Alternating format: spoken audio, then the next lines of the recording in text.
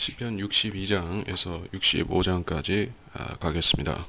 이 시편 62장 같은 경우에는 예수 그리스도 나의 반석 되시는 그분을 말씀하고 있는데, 여기서 이 반석을 우리가 베드로가 아니다, 그리고 어떤 종교에 기반한 것도 아니다 하는 것을 알아야 되겠고, 예수 그리스도, 사람이신 예수 그리스도 자신이 반석이다 하는 것을 확인해야 될 것입니다. 나머지 부분들은 가면서 설명을 하겠습니다. 62장부터 지질로 내 혼이 하나님을 기다리니 나의 구원이 그에게서 오는도다. 오직 주만이 나의 반석이시오 나의 구원이시며 나의 요새시니 내가 크게 요동하지 아니하리라. 언제까지 너희가 사람에게 해를 끼치려고 생각하느냐. 너희 모두가 죽임을 당하리니 너희가 기울어지는 담장과 흔들리는 울타리 같이 되리라. 그들은 그의 높은 지위에서 그를 내던지려고 의논할 뿐이며 거짓을 기뻐하는도다. 그들의 입으로는 축복하나 속으로는 저주하는도다. 셀라. 내 혼아 너는 하나님만 기다리라. 나의 기대가 그로부터 오는도다. 오직 그만이 나의 반석이시며 나의 구원이시라. 그는 나의 요새시니 내가 요동치 아니하리로다.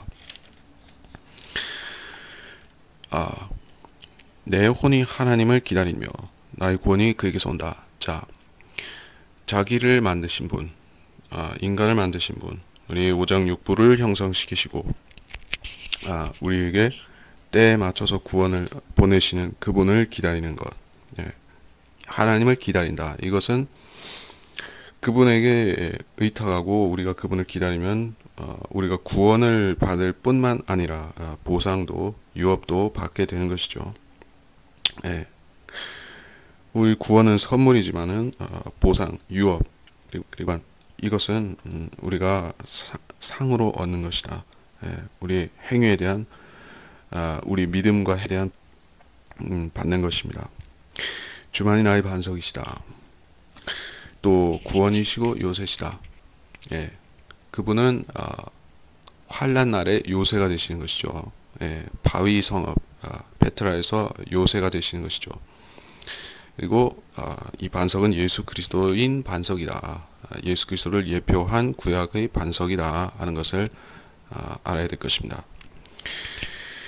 3절에서 사람에게 해를 끼치려 한다. 그들이 죽임을 당한다. 너희 모두가 죽임을 당한다. 자, 이것이 특정 시대 대환란에 대해서 그때의 악인들에 대해서 말씀한다는 것은 우리가 문맥을 봐도 알 수가 있고, 여기에 반복해서 사용되고 있는 이 용어, 사람에게 해를 끼치려 한다. 어떤 사람이냐? 대환란 때 적그리스도를 따르지 않는 그 사람들인 것이죠. 뉴월드 오더에 순종하지 않는 사람들, 적그리스도의 짐승의 형상에 경배하지 않는 사람들, 그들의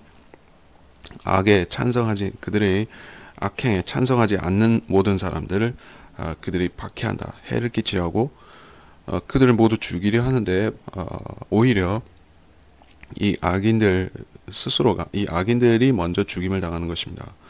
기울어지는 담장, 흔들리는 울타리, 이것은 밑에 발로 한번 차기만 해도 무너지는 그런 불안한 것이죠.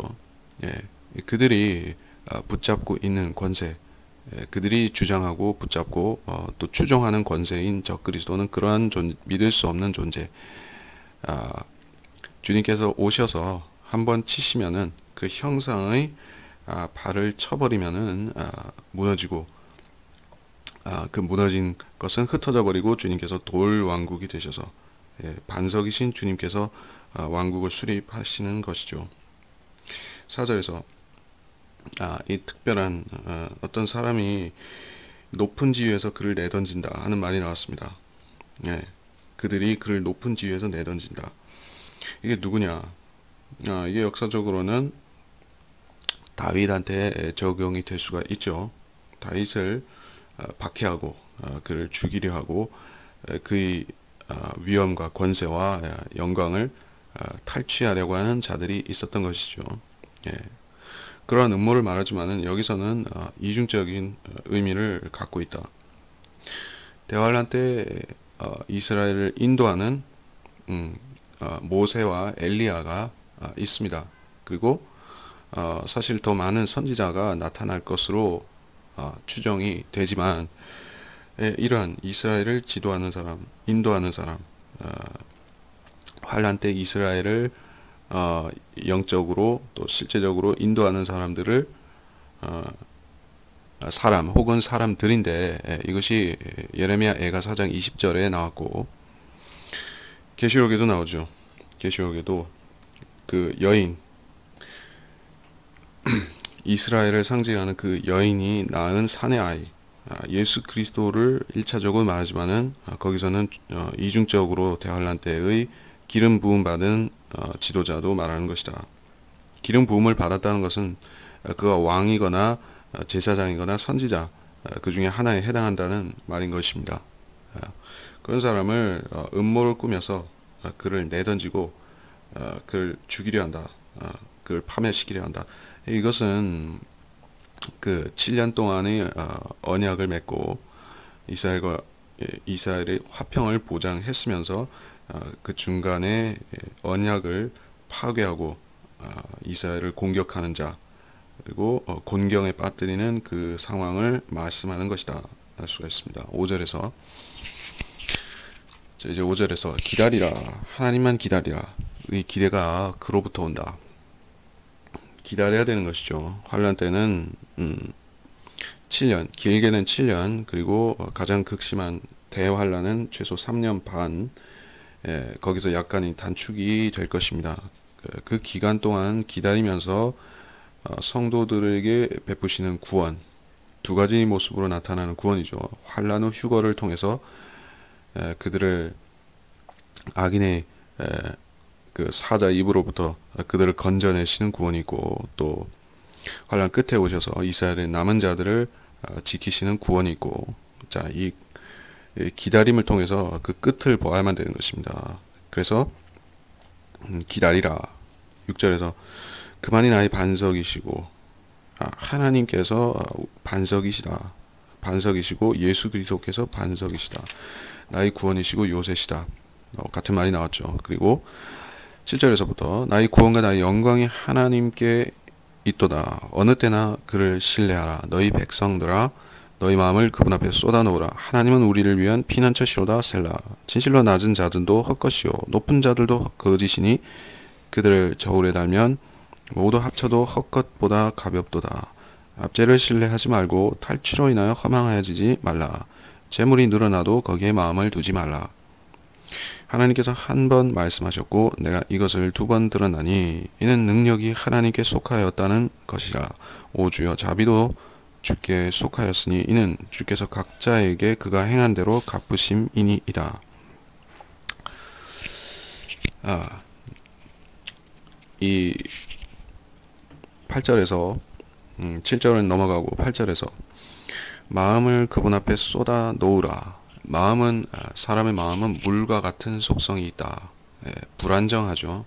요동할 수 있죠. 파도가 칠 수 있고 이 마음이 불안정하고 요동하면은 사람이 이 정신이 혼미해지는 것이죠. 마음은 물과 같다. 이리저리 흔들릴 수 있다. 또 사람의 마음은 갈대와도 같고 또 물과도 같은 것이죠. 그래서 이 불안정한 것을 우리가 안정되게 하려면은 자 이것을 하나님 앞에 쏟아 놓아야 할 때가 되는 것입니다. 하나님 앞에 마음을 쏟아 놓고 그렇게 우리가 그분께서 이 마음을 움직여 주시도록 그렇게 놓아 드리면은 하나님께서 이것을 평탄하게 만들어 주신다. 마음을 물같이 하나님 앞에 쏟아야 된다. 그래서 이스라엘 백성들 대환란 때 이스라엘 백성들은 마음이 어떨 것인가? 그들이 마음뿐만 아니라 육신도 곤고하고 심한 고난 가운데 있게 되는 것이죠. 그래서 인용한 본문에서 나왔듯이 모든 사람의 마음이 녹을 것이다. 이렇게 나와 있습니다. 그래서 이 마음을 주님 앞에 놓아드리고 주님께서 직접 고쳐주시도록 그렇게 맡겨드리는 것 외에는 환란에서 사람이 자기 마음을 지킬 수 있는 길이 없는 것입니다. 이 만물보다도 사람이 마음을 먼저 지키지 않으면은 이 믿음 안에서 인내도 가질 수가 없는 것입니다.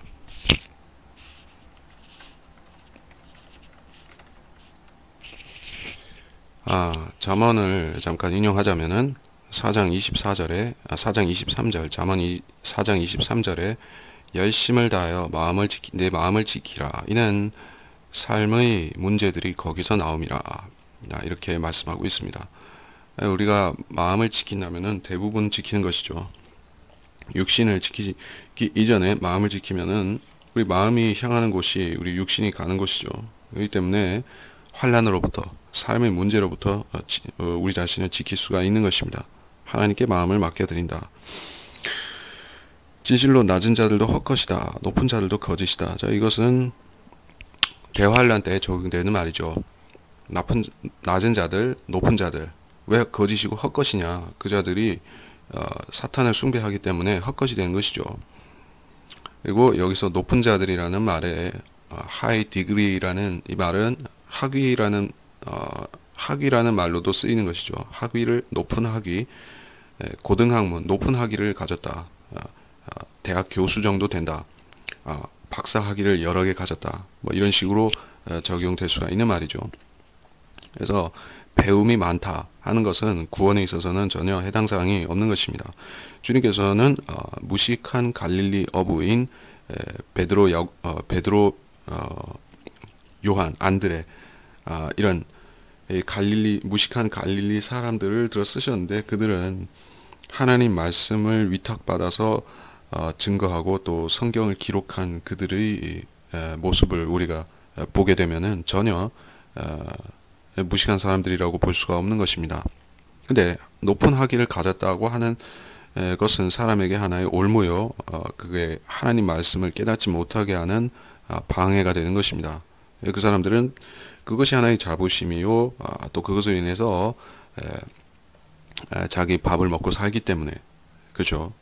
예, 그것이 자기의 하나의 먹고 사는 미천이기 때문에 하나님 말씀보다도 학교에서 배운 것을 더 신뢰하고 또 하나님 자신보다도 하나님과 하나님의 말씀 그 진리보다도 자기를 먹고 살게 해주는 그 학자들, 그렇죠? 자기 동료들과 또 그를 존중하는 그 제자들을 더 두려워하게 되는 것입니다. 그래서 그런 사람들은 솔직, 과감, 단순하게 진리를 선포할 수가 없는 것이다. 예. 그래서 그들은 자기들의 배를 섬기게 되고 그래서 그들의 배가 신이 된다. 그 사람들은 헛것이다 하는 것을 여기서 말씀하고 있습니다. 모두 합쳐도 헛것보다 가볍다. 평범한 사람들, 배우지 못한 사람들도 마찬가지예요. 하나님 말씀을 깨닫는 것은 배움이 많거나 적거나 아예 상관이 있는 것이 아닙니다. 가진 소유에 있지도 않고 배움에 있지도 않고 단지 중요한 것은 그가 하나님의 말씀을 정말로 믿고자 하는가, 그 말씀을 두려워하고 말씀에서 생명의 양식을 얻어야겠다고 해서 나오는 것인가 하는 것이 중요한 것입니다. 압제 10절에서 압제가 나오고 탈취가 나온다. 또 재물이 누군가의 재물이 늘어나는 상황이다. 그래서 이것은 또 대환란과 관련된 말이 계속 나오는 것이죠. 그래서 대환란 때는 누가 탈취하고 누가 탈취를 당하는 입장인가. 물론 그리스도는 세상 모든 사람들, 나라와 민족들과 거기 있는 사람들도 짐승의 표를 주어서 그들의 666 짐승의 표를 주어서 그들을 관리하고 매매까지도 통제할 것입니다. 세상 부와 권세와 이런 것들이 전부 적그리스도와 그를 따르는 소수의 무리에게 집중이 된다. 진정한 의미에서 이런 피라미드형 구조의 사회, 그렇죠. 전제 왕권이 지배하는 사회는 어디나 피라미드 구조를 가지고 있듯이 그렇게 되는 것입니다. 그래서 마르크스, 레닌 이런 사람들이 꿈꿨던 세상이 계급이 없는 평등한 사회라고 하죠. 근데 사실은 그런 공산주의 사회를 만들었더니 그것이 바로 이 적그리스도의 왕국 비슷하게 된 것입니다.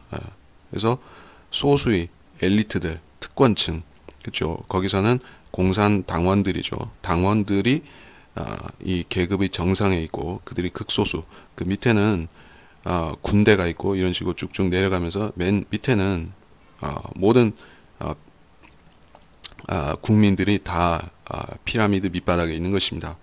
그래서 이런 압제와 탈취가 행해지는데, 그래서 대환란 때는 부자들이 심한 정죄, 저주와 경고의 말씀을 듣게 되는 이유가 이것이다.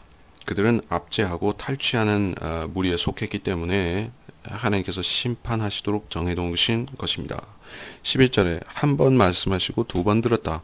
이것은 결국에 하나님이 두 번 말씀하신다는 얘기인데, 그래서 성경에서 두 번 이상 강조하는 진리가 있죠. 두 번만이 아니라 세 번, 네 번 그 이상 강조하는 그런 교리가 있다고 하면은 우리가 상당히 주의해서 봐야 된다 하는 말씀입니다. 특별히 요한복음에는 진실로 진실로 이런 말씀이 많이 나오죠. Verily, verily 이렇게 제가 보니까는 마태, 마가, 누가 복음에는 없고 요한복음에만 verily, verilly가 있더라고요. 자, 이게 왜 그렇게 중요한가?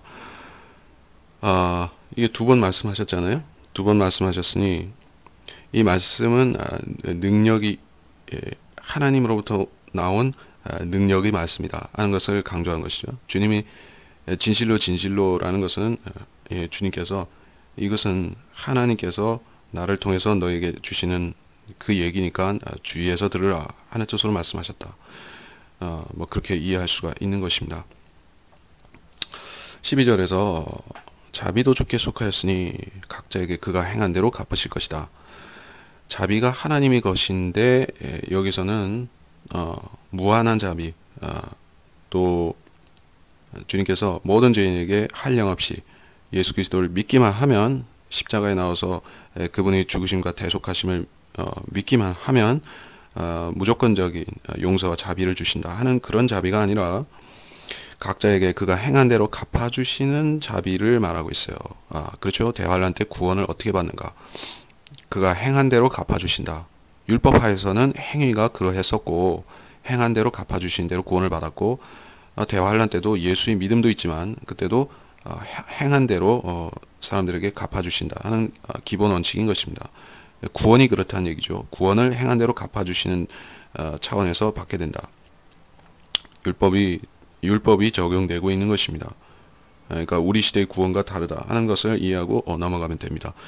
63장에서 오 하나님이여 주는 나의 하나님이시오니 내가 일찍 주를 찾으리이다. 내 혼이 주를 갈망하오며 내 육신이 건조하고 메마른 물 없는 땅에서 주를 사모하오니 이는 내가 성소에서 주를 보았던 것처럼 주의 권능과 주의 영광을 보기 위함이니이다. 주의 자애가 생명보다 나음으로 내 입술이 주를 찬양하리이다.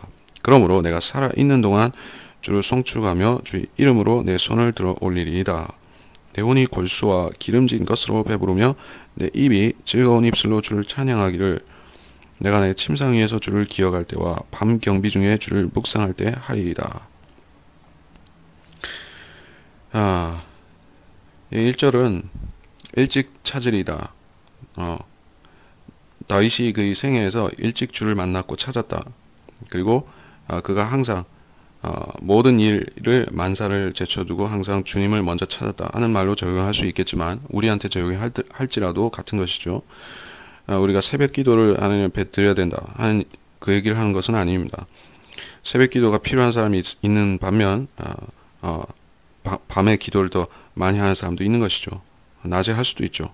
근데 그게 중요한 게 아니라 여기서는 일찍, 모든 사람이 자기의 죄인은 자기 생애의 가능한 빠른 시기에 20대보다는 10대, 30대보다는 20대, 40대보다는 30대 혹은 빠를수록 주님을 만날수록 좋은 것이다.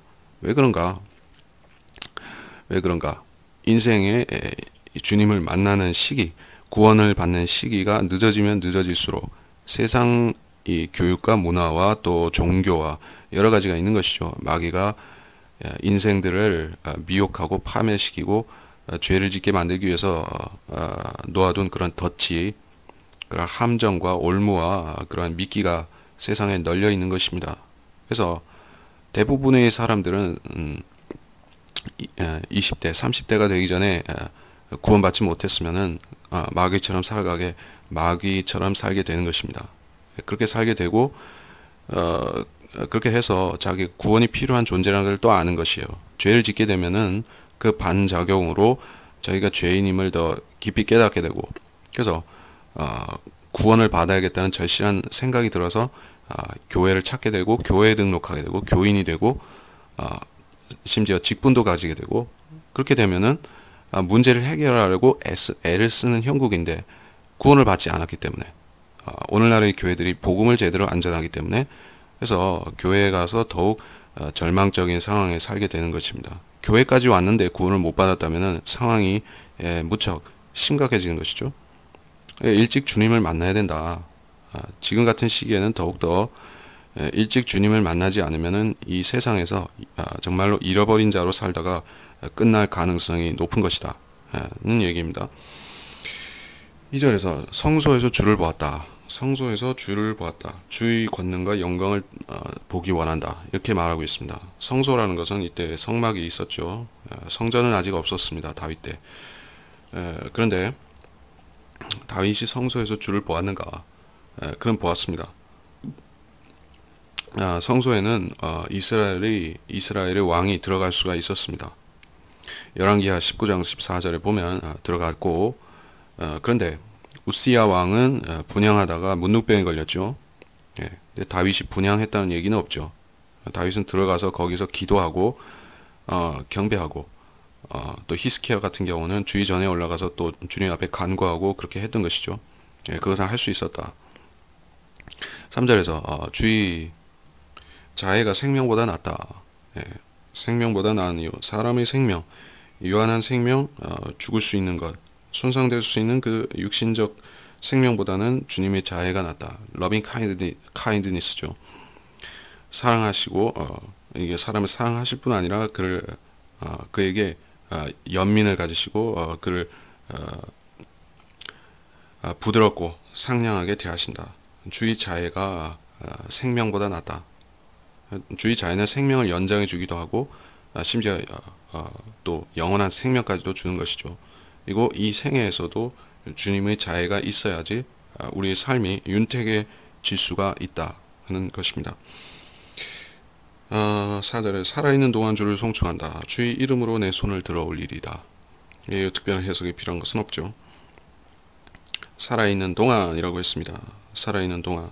다윗은 영원히 사니까 우리는 영원히 주를 송축하고 손을 들어 올리겠다. 손을 들어 올린다 하는 것은 그가 이스라엘의 통치자, 또 영원히 다윗의 보좌에 앉을 왕으로서 그렇게 하는 것이죠. 충성을 표하는 것입니다. 5절에서 내 혼이 골수와 기름진 것으로 배부르다. 어떤 골수와 기름진 것이냐? 이 골수라는 것은 어떤 것인가?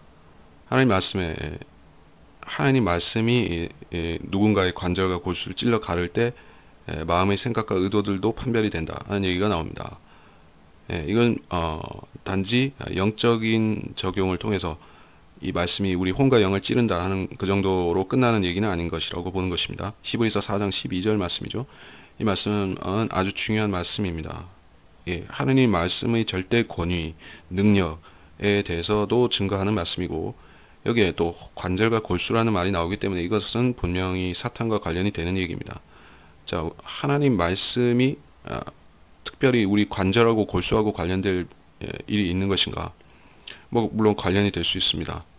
류마티스 관절염을 앓는 사람, 골수에 무슨 병을 가진 사람이 이 구절을 의지해서 하나님 말씀으로 이걸 찔러서 고쳐주십시오 라고 기도할 수도 있겠죠. 근데 좀 더 보편적으로 보자면은 하나님 말씀이 우리 관절과 골수를 찔러 가를 필요는 없죠.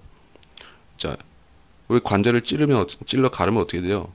죽잖아요. 사람의 관절과 골수를 찌르면 우리가 죽는 거죠. 물론 이것이 영적인 출생과 관련이 될 수가 있죠. 우리 혼을 우리 몸에서 드러내서 이걸 분리시켜야 되니까는 관절과 골수를 찌를 수 있겠죠. 근데 그것보다는 사탄에 적용이 되는 것이다. 리비아단의 머리를 산산조각 내고 칼로 그를 쪼개는 것, 사탄의 머리를 치시는 것. 자, 이것과 관련이 되는 것입니다. 그래서 환난 성도는 골수가 기름진 것으로 배부르게 된다. 그런 의미로 이해할 수가 있겠죠. 그들이 만나로 부양을 받는 것이다. 근데 여기서 배부르다, 즐거운 입술로 주를 찬양한다 했으므로 천년왕국하고도 관련이 있을 수 있겠습니다. 6절에서 침상 위에서 하나님 말씀을 침상 위에서 묵상한다. 밤경비 중에 한다. 그래서 불면증 얘기를 한 것은 하나님 말씀을 묵상하기가 가장 좋은 때가 언제인가? 새벽이기도 하고 아침에도 할 수 있고 밤중에도 할 수 있는 것이요. 근데 다윗은 침상 위에서 주를 기억했고 밤경비 중에 묵상했습니다. 누구에게, 어떤 사람에게 가장 좋은 기도의 시간, 주님 앞에 마음을 쏟아 놓을 수 있는 시간이 언제인지는 각자에게 따라서 다릅니다. 사람이 자기 체질에 따라서 다른 것이요. 근데 중요한 것은 여기서 밤경비 중이라고 했으므로 우리가 인생의 어두운 시기, 굴곡, 험난한 때, 또 위험한 때, 그런 시기에 더욱 주님을 붙잡아야 되는 것이죠. 침상 위에 있다고 해서 사람이 침상 위에서 이제 잠들 것이라고 해서 안전한 것은 아니죠. 침상에도 위험이 있고 사망이 있고 그런 질병도 있고 여러 가지가 도사리고 있는 것입니다. 우리가 잠들어 있는 동안에 무슨 일이 날 줄 모르는 것이죠. 죽을 수도 있습니다. 그러니까 우스갯말로 사람이 이 비행기 타는 것이 가장 위험한 게 아니죠. 비행기나 배를 타거나 기차를 타거나 그것이 위험한 것이 아니라 이 지구상의 대부분의 사람들, 대다수의 사람들은 침상 위에서 자다가 죽죠. 자다가 혹은 혼수 상태에서 죽거나 아무튼 침상 위에서 죽잖아요. 그러니까 그거를 기억해야 될 것이다. 왜 침상 위에서 주를 기억해야 하는가? 7절에서 주께서 나의 도움이 되셨으므로 내가 주의 날개 그늘 안에서 기뻐하리이다. 내 혼이 주를 가까이 따르오니 주의 오른손이 나를 떠받치나이다. 그러나 나의 혼을 찾아 그것을 멸하려 하는 자들은 땅의 더 낮은 부분들로 들어가리이다. 그들이 칼에 쓰러지며 여우들의 몫이 되리이다. 그러나 왕은 하나님을 즐거워하리니 주로 맹세한 자마다 자랑하나 거짓말하는 자들의 입은 막히리이다. 주의 오른손이 나를 떠받친다. 8절에 특별히 해석이 필요한가? 여기서는 가까이 따르오니라는 말이 히브리어에서 원어에서 추적하여 붙잡다, 뒤를 따르고 열심히 뒤쫓다, 이런 등산할 때 안내자를 따라서 바짝 따라가는 것과 같다. 산행을 할 때 그렇게 바짝 쫓아간다는 말과 같은 것이다. 이렇게 되어 있습니다. 그럴 때 주의 오른손이 나를 떠받친다. 따르면은 주님은 뒤에서도 떠받치신다. 왜냐하면 주님께서는 성부, 성자, 성령이시기 때문에 우리가 아들을 쫓아가면 뒤에서는 아버지와 성령께서도 도와주시고 후원해 주신다. 뭐 그 얘기를 하는 것이죠. 9절에서 혼을 찾아 멸하려는 자들이 땅의 더 낮은 부분으로 들어간다. 땅의 더 낮은 부분은 주님께서 십자가에 죽으셨을 적에 내려가셨던 사흘 동안 계셨던 땅의 더 낮은 부분들이 거기에 있었죠. 메시아에게도 적용되는 것이다. 또 다윗을 죽이려 하고 다윗을 그곳으로 보내려고 하는 자들한테도 이 구절이 적용이 될 것입니다. 그래서 땅의 더 낮은 부분들은 성경에서 히브리어로 스올이라고 하는데 그것이 음부죠. 음부, 지하세계를 말합니다. 근데 이 현대어 성경들, 여호와의 증인들이 쓰는 신세계 역본을 비롯해서 모든 현대 성경들, 개혁 성경들은 거기에 음부를 스올이라고 해놨죠. 스올이 무엇인가? 스올이 바로 지하세계를 말하는 것이요. 지하세계는 지옥도 있고 아브라함의 품도 있죠. 근데 여기서는 땅의 더 낮은 부분으로 들어가는 것은 지옥에 간다는 얘기를 하는 것이죠. 칼에 쓰러지고 여우들이 몫이 된다. 칼에 쓰러지는 것은 이 말씀의 칼에 쓰러지겠죠. 주님께서 입에서 내보내시는 그 말로 인해서 그들이 주님께서 말을 화살처럼 쏘시면 그거에 맞아서 살해당하겠죠. 그래서 이어의 군대가 살해당한다. 여우들이 몫이 된다. 여우들은 어떤 존재인가? 성경에서 마귀같이 교활한 짐승 중에 하나가 여우인 것이죠. 뱀, 그리고 여우, 또 개나 늑대 뭐 이런 존재, 이게 마귀를 상징하는 동물인 것이죠. 헤롯 왕을 여우 같다고 했다. 그리고 이 솔로몬의 노래에도 여우가 나오죠. 포도밭을 망치는 여우를 잡으라. 그게 솔로몬의 노래 2장 15절에 나오고, 이 자들은 그러니까 이게 직접적으로는 여우들이란 건 마귀니까 마귀들과 함께 유업을 받게 된다. 여우들이 몫이 된다. 여우들한테 여우들과 같이 지옥에 갈 것이다. 마귀들. 11절 왕은 하나님을 즐거워하리니. 왕이 누구예요? 여기서 역사적으로는 다윗 자신을 말하죠. 근데 3인칭 단수로 왕이다 했으니까는 다윗이 얘기를 하면서 자기 얘기를 했다는 것이 되는 것이죠. 근데 이게 자연스러운 표현은 아니죠. 자연스러운 표현은 아니죠. 근데 이중 적용을 하기 위해서 3인칭을 썼습니다. 자신 이스라엘의 왕인 그 당시 이스라엘 왕인 자신 다윗뿐만 아니라 앞으로 오실 또 한 분 왕 예수 그리스도에 대해서도 적용을 하고자 이렇게 한 것이다. 주로 맹세한 자, 주로 맹세한 자, 하나님으로 맹세하거나 예수 그리스도로 맹세하는 자인 것이죠. 그 자마다 자랑한다. 천년왕국 때 번영을 누림으로써 그들이 자랑하게 될 것이다. 거짓말하는 자들이 누구인가? 거짓말을 사랑하고 거짓을 따르는 자들, 거짓을 신뢰하는 자들은 멸망하는 것이죠. 그들의 입은 막히고 그들은 불못의 지옥에 들어가게 되는 것이죠. 64장에서 오 하나님의 내가 기도할 때 내 음성을 들으시고 원수의 두려움으로부터 나의 생명을 보존하소서. 악인들의 소요와 음모와 죄악을 행하는 자들이 소요로부터 나를 숨기소서. 그들이 자기들의 혀를 칼같이 갈아서 화살 들고 독한 말들을 쏘기 위하여 그들이 활들을 당기니 이는 그들이 원래 온전한 자를 쏘려함이라. 그들이 갑자기 그를 쏘고도 두려워하지 아니하나이다. 그들이 악한 일에 서로 격려하며 비밀리에 옮어놓는 것을 의논하고 말하기를 누가 그것들을 보려 하는도다. 두려움으로 인하여 나의 생명을 두려움으로부터 나의 생명을 보존하소서. 원수의 두려움이 사방에 있다. 생명을 채워가는 것이 사방에 있는 대환란 때 이렇게 기도하는데, 생명을 보존해 주시기를 다윗이 기도하는 것은 그가 사울에 쫓길 때 아니 압살롬에게 쫓길 때 그렇게 기도할 수도 있는 것이고, 여기서는 무엇을 두려워해야 하는가? 하나님 자신을 두려워해야 되죠. 또 하나님께서 하시는 일들, 하나님의 거룩하심, 속성을 우리가 두려워해야 되는 것이죠. 우리가 이 죄인의 몸에 살고 있는 한, 이 옛 몸에 우리가 살아가는 한 우리는 하나님을 두려워하고 하나님께서 이 몸을 심판하실 수 있는 주님이라는 것을 두려워해야 된다. 그리고 우리에게 상을 주실 수도 있고 뺏어 가실 수도 있는, 우리의 허물로 인해서 우리 상을 잃을 수도 있는 것 때문에 우리는 주님을 두려워해야 한다. 종으로서 주인 되신 주님을 두려워한다. 2절에서 악인들의 음모, 그들의 음모는 7년 동안 계속되는 것이죠. 죄악을 행하는 자들의 소요, 그들은 소요 사태를 일으킨다. 세계적인 경제적인 환란을 일으키고, 경제적인 혼란, 또 정치적인 혼란, 또 여러 가지 전쟁과 전쟁의 소문들과 민족들이 서로 다투고 요동하는 것과 이러한 혼란과 소요가 일어날 것이다. 지금도 일어나고 있고 점점 증가하고 있으며 대환란이 시작될 때와 대환란 때는 더욱 증가할 것이며, 그 적그리스도가 나타나서 흰 말탄자로, 계시록 6장 흰 말탄자로 나타나서 민족들을 미혹하며 그들에게 평화를 주겠다고 약속하겠지만 소요는 증가하여 적그리스도는 이 속이는 자로서 드러날 것이다.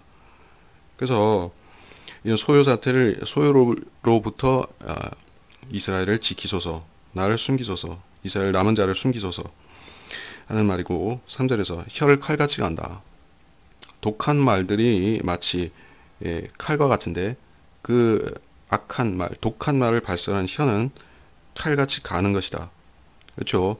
칼을 쓰기 위해서는 이 칼갈이 가죽에다가 칼을 갈아야 되는 것이죠. 쓰기 전에 갈지 않으면은 날이 먹지 않아서 쓸 수가 없다.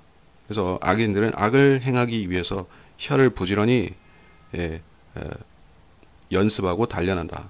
그래서 이 그리스 공화정에서나 이 로마 공화정에서나 그리스 민주정에서나 로마 공화정에서나 이, 이 웅변 그렇죠. 고대로부터 웅변술이 굉장히 선망을 받았죠. 말을 잘하면은 출세할 수가 있었다. 예, 근데 그들이 주로 내뱉는 말이 무엇인가? 악한 말이고 속이는 말이고 입술에는 칼을 숨겼다. 에, 그들은 남몰래 독한 말들을 구상해서 그것들을 쏠 때를 준비하고 있다. 그들은 몰래 온전한 자를 쏘려 한다. 온전한 자를 쏘려 한다. 누가 온전한 자인가? 사람 여기서 온전하다는 것은 이 구약적인 의인이나 또 대환란 때 의인을 말하는 것이죠. 그들이 온전하다고 말하는 의미, 온전하다고 말하는 의미는 그들이 퍼펙트하다, 죄를 짓지 않았다, 뭐 그 얘기를 하는 것이 아닙니다. 우리 죄를 짓는 죄인인 상태에서도 온전한 사람이 있는 것이요. 다윗은 온전한 사람이었죠. 다윗이 근데 죄를 짓지 않았는가 하면은 다윗이 퍼펙트한 사람이었어요. 여기에 5절에 나오듯이. 그렇죠. 근데 여기서 문맥적으로는 다윗한테도 적용이 되잖아요. 환란 때의 온전한 자, 의인도 적용되지만은 구약 의인인 다윗 같은 사람도 퍼펙트한 사람인가? 아닙니다. 다윗은 엄청난 죄를 지었죠. 온전하다고 말하기에는 한참 부족합니다. 근데 하나님께서는 온전하다고 하셨어요. 이것은 칭의가 아니라 그의 행위들을 전체적으로 놓고 평가해 볼 때, 그렇죠. 그는 이런저런 간음이라든가 살인의 죄를 지었지만은 그럼에도 불구하고 그는 즉시 회개했고 또 선지자로부터 경고를 받았을 나단으로부터 경고를 받았을 적에 즉시 회개했고 또 그 마음의 중심에는 하나님의 말씀을 두려움이 있었습니다. 그래서 온전한 자인 것이요. 근데 그를 찌르고 그를 쏘는 자들은 그런 두려움이 없는 자들인 것이요. 하나님의 말씀을 두려워하지 않는 자들이 온전한 자를 박해하는 것입니다. 그리고 악한 일에 서로 격려한다. 옳은 오는 것을 의논한다. 그들은 비밀리에 자기들의 계획을 진척시키는 것입니다. 그리고 그들은 영적인 지각이 전혀 없는 관계로 하나님께서 보신다고 여기지 않습니다. 누가 그것들을 보리요? 죄악을 도모하며 열심히 찾는다. 속생각과 마음이 깊다. 그들이 죄악을 도모하며 열심히 찾으니 그들 각자의 속생각과 마음이 모두 깊도다. 그러나 하나님께서 화살로 그들을 쏘시니 그들이 갑자기 상처를 입으리라. 그리하여 그들이 자기들의 혀로 자기들 위에 떨어지게 하리니 그들을 보는 자들은 모두 도망하리로다. 모든 사람들이 두려워하여 하나님의 역사를 선포하리니 그들이 그의 하신 일을 지혜롭게 숙고하리라. 의인은 주로 인하여 즐거워하고 그를 신뢰할 것이요 마음이 정직한 모든 자는 자랑하리로다. 그들의 속생각과 마음이 모두 깊도다. 한길 물속은 10길 물속은 알아도 한길 사람 속은 알 수 없다. 사람의 마음에 대해서 이 잠언에서 많이 말씀하셨죠. 사람의 마음은 같은 사람이 알 수가 없다. 근데 마음은 물과 같다고 말씀드렸죠. 누군가가 이 자기 마음을 정직하게 보고자 하면 그 물에 얼굴을 비추듯이 비춰서 볼 수가 있는 것입니다. 왜냐하면 마음은 속에 있는 것들을 드러내고 반영하기도 하는 것입니다. 그래서 완전히 숨겨지지는 않는 것이요. 더군다나 하나님께서는 아무리 그 생각과 마음이 깊다 할지라도 다 나타내시고 그것을 결국에 심판하시는데 심판하실 수 있는 것은 주님께서 이미 아시기 때문입니다. 그래서 하나님께서는 그들이 속에 있는 깊은 곳에 있는 악을 아셨다. 그래서 화살로 그들을 쏘시니 상처를 입는다. 이것은 아마겟돈에서 심판하신다. 그때 그런 적용이 되는 것이죠. 자기들의 혀로 자기들 위에 떨어지게 한다. 이 말씀이 참 위트가 있는 말씀이죠. 자기들의 혀로 그 위에 떨어지게 한다.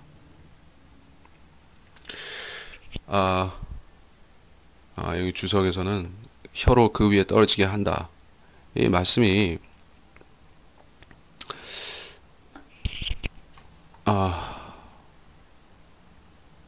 있어라. 자기들의 혀로 그 위에 떨어지게 한다. 그들이 했던 말이 자기들 머리 위로 돌아간다. 정수리 위에 내리리라. 시편 7장 15절 16절에서 적그리스도 악인들이 꾸민 흉계가 그들이 머리 위로 그들이 계획했던 일이 자기들에게 돌아가게 된다. 그 얘기를 하고 있는 것이죠. 모든 사람들이 두려워하여 하나님의 역사를 선포한다. 그의 하신 일을 지혜롭게 숙고하리라. 자, 이 말씀은 적그리스도의 패배, 그의 멸망을 백성들에게 교훈이 되게 하셔서 천년왕국에서 노래가 되게 하시겠죠. 비웃음과 조롱과 또 노래가 되게 하시는 것이요. 그리고 주님의 영광을 찬양하는 노래가 되는 것이죠. 그래서 그 이스라엘 백성이 이스라엘 백성이 홍해를 건너서 이집트인들이 멸망하는 것을 봤을 때 그들이 백성들이 주를 두려워하고 모세를 믿었다 하는 말이 출애굽기 14장 31절에 나오듯이 이것이 연결되는 구절이다. 출애굽 때의 상황과 유사하게 대환란 때도 그 끝에 그렇게 될 것이다 하는 얘기를 합니다. 65장으로 들어가서 하나님이여 찬양이 시온에서 주를 기다리니 서원이 주께 이행되리다. 기도를 들으시는 주여 모든 육체가 주께 나아가리이다. 죄악이 나를 이기오니 주께서 우리의 죄가들을 제거하시리이다. 주께서 택하시고 가까이 오게 하사 주의 뜰들에 거하게 하시는 사람은 복이 있나이다. 우리가 주의 집 곧 주의 거룩한 성전의 아름다움에 만족하리다.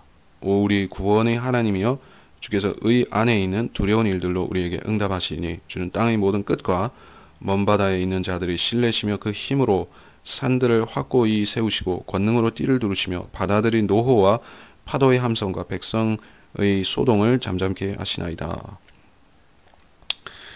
어떤 서원을 말하는가? 1절에서 이 서원은 욥이 아니라 이 서원은 요나가 고래 뱃속에서 그리고 지옥에서 들어가서 구원해 주시면 하겠습니다 하고 서원했던 것이죠. 시온에서 이행될 것이다. 이사야서 2장 2절에서 5절 유대인들이 환란 때 주님께 회복시켜 주시면 우리가 천년 왕국에 들어갔을 때 그때 그들이 주님을 신실하게 섬기겠다. 성전에서 주님을 신실하게 모시겠다 하는 그러한 서원을 말하는 것이죠. 민족적인 서원이다. 그래서 찬양이 시온에서 주를 기다린다 한 것입니다. 다름 아닌 시온. 이거 시온은 셋째 하늘의 시온이 아니라 땅에 오셨을 적에 여기서 통치하시는 그 도성 시온을 말하는 것이죠. 재림이다. 그리고 2절에서 기도를 들으신 주여 모든 육체가라고 했습니다. 육체는 여러 가지 육체가 있는 것이죠. 근데 여기서는 사람들의 아담의 자손들의 그 육체를 말하는 것이죠. 육체가 있습니다. 하늘에 속한 그 육체, 하늘의 신령한 몸, 썩지 않고 죽지 않고 예수 그리스도와 같은 몸, 그것이 누구에게 돌아가는가? 그것은 거듭난 그리스도인들이 받게 될 몸인 것이죠. 근데 또 모든 육체가 있는 것이요. 땅에 있는 사람들, 그들의 육체가 예루살렘에 와서 주께 경배드린다. 이것은 천년왕국에 속한 것입니다. 천년왕국의 백성들에게 속한 이야기죠. 그래서 민족들이 예루살렘을 찾아온다. 또 그들의 육체가 주께 경배한다. 모든 민족, 모든 세상 사람, 남은 자들은 전부 주께 나와야 되는 것이다. 하는 것입니다. 3절에서 죄악이 나를 이기오니 죄악이 나를 이기오니 근데 죄악이 그들을 이기지 못하게 하시는 것이 주님께서 오셨을 적에 그들이 죄들을 지워버리시고 불법들을 지워버리시고 불의에 대해서도 자비를 베푸시고 그래서 죄악을 끝내신다. 그들이 민족적인 죄를 끝내신다. 제거하신다 하는 것이 이게 신약에서 주님께서 피 흘려서 죽으시고 신약을 제정하신 그때 이루어진 것이 아니죠. 온 세상에 대해서는 이것을 선포하셨죠. 그래서 믿는 자, 예수 그리스도 안으로 들어온 자는 우리의 죄가들을 제거하시리라. 이것이 우리는 먼저 혜택을 받게 된 것입니다. 이스라엘은 아직 이 복을 누리지 못하고 있죠. 그들의 죄가는 그대로 남아있는 것입니다. 죄악도 있고 죄가들도 남아있는 것입니다. 근데 우리는 죄악도 제거되고 죄가들도 주님께서 우리 혼에서 우리 그 죄악들을 제거하셨죠. 그래서 우리는 구원을 받았다. 근데 이스라엘은 환란 끝에 가서야 우리가 지금 누리는 것과 같은 그런 복을 그들도 받게 될 것이다 하는 것입니다. 4절에서 주께서 택하시고 가까이 오게 하사 뜰들에 거하게 하신다. 주의 뜰들에 거하게 하신다. 이 성전 또는 성막의 뜰을 말하는 것, 바깥 뜰을 말하는 것이죠. 누군가가 이 뜰에 거하는 것입니다. 주의 집, 우리가 주의 집, 곧 거룩한 성전의 아름다움에 만족하였다. 여기 분명히 주의 집이고 성전이라고 했죠. 그러니까 이게 다윗의 시란 말이에요. 근데 다윗 시대에는, 다윗 당대에는 아직 성전이 없었습니다. 솔로몬이 와서 그때 성전을 지었죠. 솔로몬이 성전을 지었는데, 그러니까 이걸 알아야 되는데, 구약에서 성전과 성막은 그 타버나클과 템플은 교환해서 쓸 수 있는 말이에요. 예. 이 성막을 건물로 지으면 그게 성전인데, 설령 그 돌로 쌓은 건물이 아니라 할지라도 그 텐트 성막이라 할지라도 그 성전이라 부를 수가 있습니다. 그리고 뭐 연적으로 보자면은 솔로몬의 성전을 포함해서 그 뒤에 지어지는 앞으로 또 지어질 성전들까지도 포함해서 말하는 것이죠. 그래서 이 성전은 교회를 의미하는 그 성전, 교회를 의미하는 성전이 아니라 이 주의 몸을 의미하는 그 성전이 아닙니다. 교회는 이 주님의 몸이죠. 그리고 개별적인 성도들은 성령이 거하시는 성전이 되죠. 근데 그런 의미, 영적인 의미가 아니라 여기서 실제적으로 이스라엘의 성전을 말한다. 어떤 성전인가? 여기서는 재림 후에 있을 성전을 말하는 것이죠. 이 노래가, 이 시편이 재림을 말하기 때문에 그 후에 있는 성전을 말하는 것이죠. 이거 교회와는 상관이 없다. 5절에서 우리 구원의 하나님이여 주께서 의안에 있는 두려운 일들, 주님께 있는 두려운 일들이 무엇인가? 주님께서 주의 오른손이 주님에게 두려운 일을 가르치리다, 이런 말씀이 나오죠. 아마겟돈에서 심판하실 때 보여주실 두려운 일들. 그리고 이 5절이 그러니까는 두 가지 일을 말씀하고 있는데, 주는 땅의 모든 끝과 먼 바다에 있는 자들의 신뢰. 자, 이 말이 나왔는데 이것은 환란 때 얘기를 하는 것이 아니죠. 땅의 모든 끝이 주를 신뢰하고 온 세상이 주님을 신뢰합니까? 하는 것은 이건 천년왕국에 가서 그렇게 되리라 하는 것이죠. 여기 저 두려운 일이라는 것은 아마겟돈에서 전쟁에서 심판하시는 그 두려운 일을 말하니까 재림과 천년왕국이 같은 구절에 나온 것을 알 수가 있습니다. 이런 것은 하나의 하나의 작은 사례이고, 성경에는 이 한 구절 안에서 시대가 전후 순서나 상관이 없어요. 후 시대가 먼저 언급되고 전 시대가 뒤에 나올 수도 있고, 아니면 시간 순서대로 될 수도 있고, 그것은 성경만이 이렇게 말씀할 수가 있는 것이다. 이 세상 역사서는 그런 식으로 쓰지를 않습니다. 모든 역사서, 사마천의 사기라든지 이 로마의 역사서라든지 헤로도투스라든지 이런 역사서들은 연대기적인 구조를 벗어날 수가 없는 것이죠. 또 예언은 전혀 다를 수가 없죠. 사람이 쓴 역사서에는 예언은 전혀 없습니다. 물론 사람은 과거로부터 현재를 깨닫고 현재를 통해서 미래를 예측할 수가 있습니다. 근데 이 예측은 항상 빗나가는 것이기에 성경과는 격차가 비교할 수 없이 큰 것입니다. 근데 성경은 이렇게 자유롭게 과거, 현재, 미래를 모두 한 구절에서 때로는 한 구절 안에서 중복해서 말씀하시는, 같은 구절에서 중복해서 말씀하시는 중복 예언이죠. 이중계시죠. 그렇게 말씀하시기도 하고, 혹은 이렇게 두 가지를 병행해서 말씀하기도 하고, 뭐 여러 가지 방식으로 하십니다. 이런 것을 공부하는 것이 바로 예언을 깨닫는 것입니다. 그래서 6절에 힘으로 산들을 확고히 세우시고 권능으로 띠를 두르시며, 자, 세상을 확고히 세우신다. 세상을 다시 세우신다. 기틀을 다시 세우신다 하는 것을 알 수가 있습니다. 산들은 다시 확고히 설 것이고 작은 산들이 있게 될 것이에요. 산들은 시온에 있고 큰 산들이죠. 작은 산들은 그 주변에 이렇게 깔려 있을 것이죠. 권능으로 띠를 두르신다. 주님께서 땅을 세우시니 흔들리지 않으리라 하는 얘기죠. 바다들의 노호, 파도의 함성, 백성들의 소동을 잠잠케 하시나이다. 땅 끝에 사는 자들도 주의 표적들을 두려워하나 하니 주께서는 아침과 저녁이 지나가는 것을 즐겁게 하시나이다.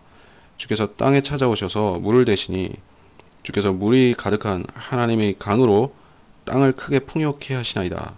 주께서는 그처럼 땅을 예비하신 후에 그들에게 곡식을 주시나이다.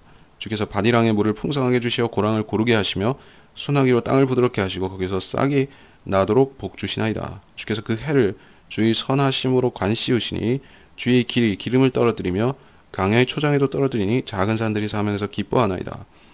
초장은 양떼로 옷 입었고 골짜기들도 곡식으로 덮였으니 그들이 즐거워서 외치며 또 노래하나이다. 바다들의 노호, 파도의 함성. 어떤 바다이고 파도인가? 이 바다들이 여기서는 바다와 파도와 백성이 같이 언급이 됐으니까는 이것이 반복적인 같은 말을 반복해서 말한 것이다. 이렇게 볼 수도 있겠죠. 그래서 이 계시록에 우리가 보게 되면은 많은 물들 위에 앉은 그 창녀가 나오죠. 큰 바빌론, 신비 바빌론 창녀가 많은 물들이 앉아 있는데 그 물들은 백성들과 언어들과 민족들과 그런 것이죠. 그러니까 물은 사람을 나타낼 수 있는 것이다. 여기서 바다들이라고 했으니까는 민족들이 바다처럼 파도처럼 그렇게 뭔가를 덮치려고 하는 것이죠. 백성들이 소동, 어떤 소동인가? 모든 세상 이방인들, 백성들이 이스라엘을 치려고 모이는 것이죠. 예루살렘을 포위해서 모이는 것을 말하는 것입니다. 그것을 잠잠케 하시나이다. 여기서 그 복음서에 보면 폭풍우를 잠잠케 하시죠. 갈릴리 바다에서 폭풍우를 꾸짖어서 잠잠케 하신다. 그래서 또는 주님께서 이 풍랑이 있는 갈릴리 바다를 맨발로 걸어서 건너오신다 하는 것도 이 대환란 때 그 대환란 찾아오시는 주님의 모습이 거기에 비추이는 것입니다. 그래서 바다라는 것, 파도라는 것, 백성들의 소요다 하는 것을 우리가 짐작해 볼 수가 있습니다. 8절에서 땅끝에 사는 자들이 주의 표적을 두려워한다. 주의 표적들이라고 했어요. 아침과 저녁이 지나가는 것이 주의 표적들이에요. 이게 무슨 말인가? 아니, 아침 해가 뜨고 저녁 해가 지고 하는 게 무슨 표적이냐? 표적은 표적이죠. 왜냐하면은 이 세상 사람이면 누구든지 올려다 보기만 하면 다 볼 수 있는 일종의 가시적인 그런 표적인 것이죠. 그 표적을 보여주시는데 이게 특별한 의미가 있다는 것입니다. 땅 끝에 사는 자들, 우리 같은 사람들, 이방인들이죠. 이방인들. 우리는 과거에 우리 조상들은 성경을 몰랐죠. 성경을 모르고 하나님의 두려움도 몰랐는데 그들은 해가 뜨고 지는 것만 봐도 그렇죠. 이 자연계의 현상에 주님께서 이 표적들을 넣어 놓으신 것이에요. 그래서 어떤 표적인가? 저녁 노을, 아침 노을. 저녁 노을은 그 주님께서 갈보리에서 우리를 위해 피를 흘려주시는 그 피를 상징하는 붉은 노을이죠. 그리고 아침 노을은 주님께서 이 의의 태양으로 재림의 아침에 오셔서 이 세상을 원수들의 피로 물들이시는 그 노을인 것이죠. 그래서 이 주님께서는 이 태양을 그리고 달을 지구를 없애실 리가 없는 것입니다. 없애실 리가 없는 것은 이것이 표적이고 영원히 대대로 남아야 되는 주님의 재림과 초림과 재림의 그런 표적으로 남기 때문입니다. 그래서 그것을 즐겁게 하신다. 저녁과 아침이 사람이거나 인격체가 아닌데 그들을 즐겁게 하시는 것이에요. 피조 만물이 주님을 따르고 찬양하고 또 사람에서부터 이 무생물들까지 모두 주님을 경배하는 것입니다. 이것이 주님께서 가져오시고자 하는 천년 왕국이다. 이런 것을 우리가 알 수가 있습니다. 그리고 9절에서 물을 대신다. 땅에 찾아오서 물을 대신다. 예, 이 3년 반 동안에 땅이 크게 가물었는데 두 증인이 예언하고 하늘을 닫는 권세를 통해서 그 중에 엘리야가 그렇게 해서 땅이 심히 메말랐었는데 그 끝에 주님께서 오시니까는 비가 내리는 것이죠. 자, 이것이 늦은 비와 이른 비가 바로 이 비인 것입니다.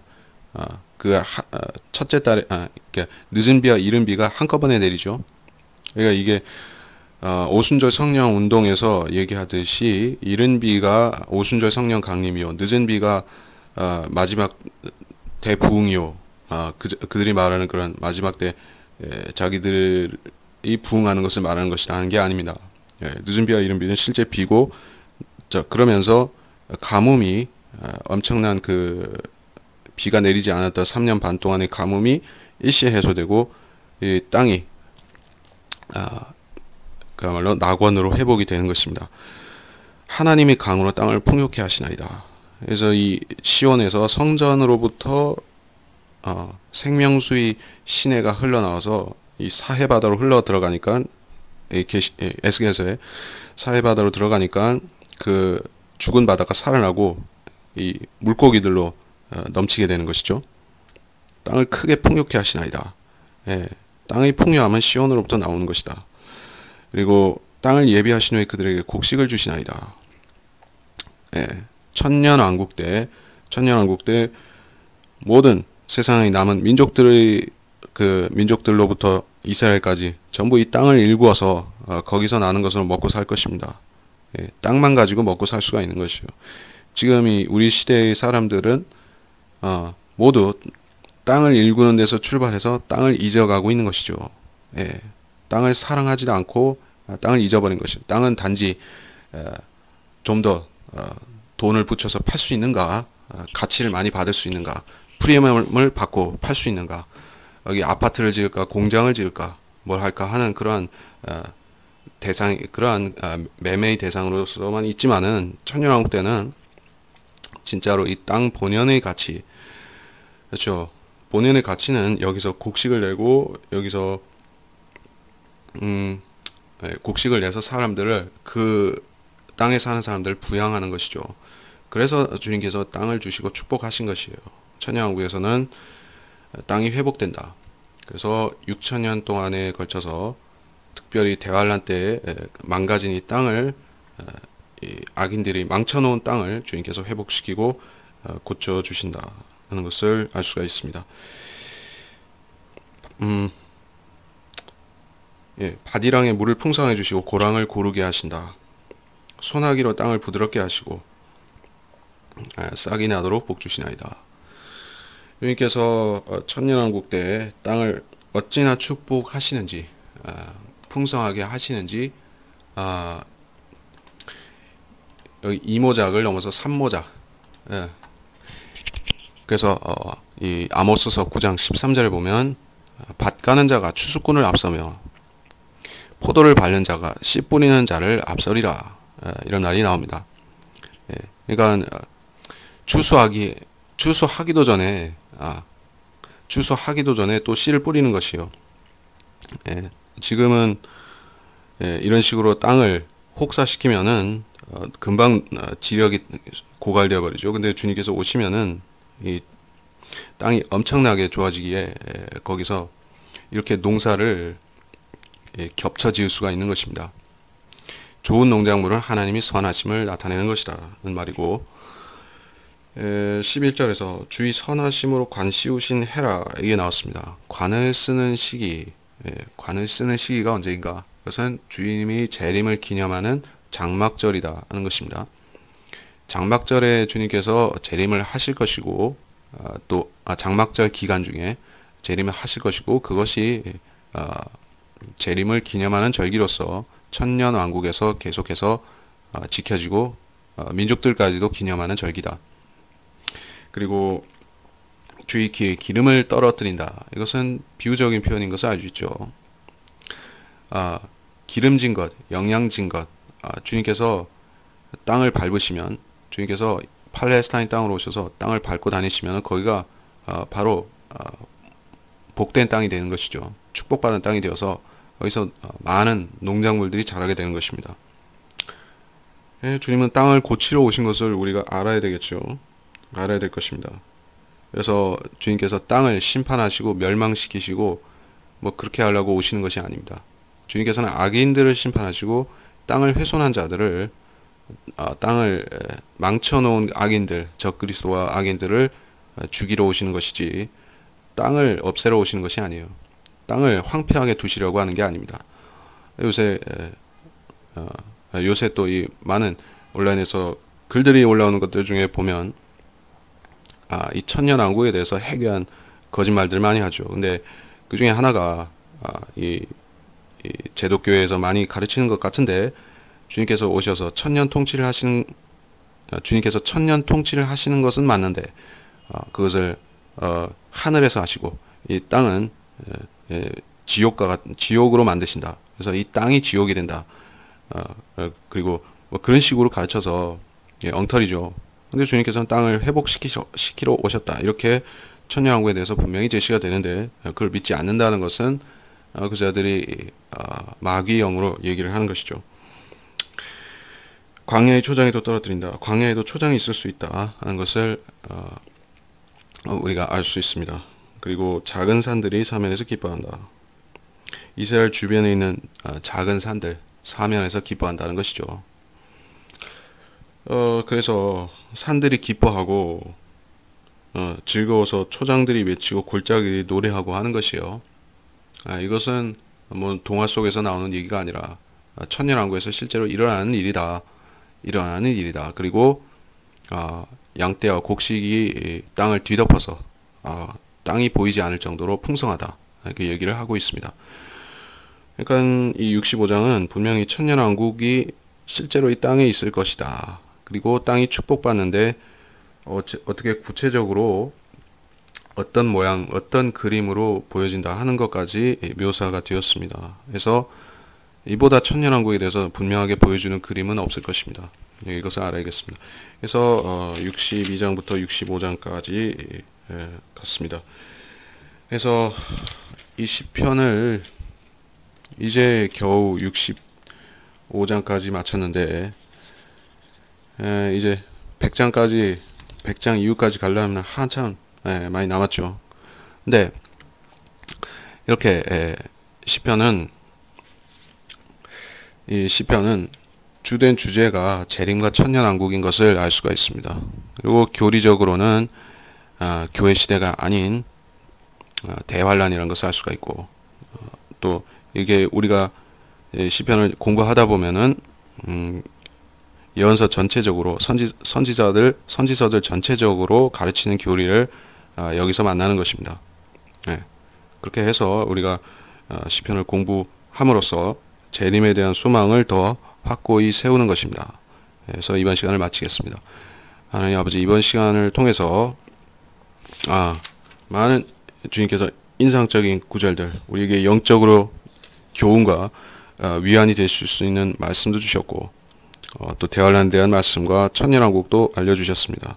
천년왕국은 성경에서 우리가 발견하는 교리들 중에서 가장 우리에게 예언적으로나 영적으로 교훈을 주시고 또 우리를 위안해 주시며 또 우리 믿음의 뿌리를 확고히 내리게 하시는 말씀인 것입니다. 우리는 셋째 하늘, 하나님이 셋째 하늘과 또 우리가 현재 성령 안에서 살고 호흡하는 우리 하나님의 나라를 우리가 살고 있고 또 앞으로 살 것입니다. 그리고 또 마지막으로 천년왕국, 하나님의 나라와 천년왕국이 우리 앞에 펼쳐지고 우리가 거기로 들어가게 되면 우리는 이 말씀들, 우리가 진즉에 공부했었고 진즉에 깨달았었고 이렇게 열심히 찾았었던 이러한 시편을 포함한 모든 말씀들을 상고했던 것들을 나중에 기억하게 될 것입니다. 그러므로 우리가 공부하는 말씀들은 우리가 영원히 되새겨 봐야 되는 그러한 중요한 말씀들인 것입니다. 이 말씀들은 변개되지 않고 신실한 주님의 인도하심 아래 이 말씀들을 지키는 사람들에게 주님께서 반드시 이루실 것으로 주신 말씀입니다. 이 말씀이 두려움과 신실함을 깨닫고 우리가 말씀을 공부하기를 원합니다. 감사드리며 위대하신 주 예수님 이름으로 기도했습니다. 아멘.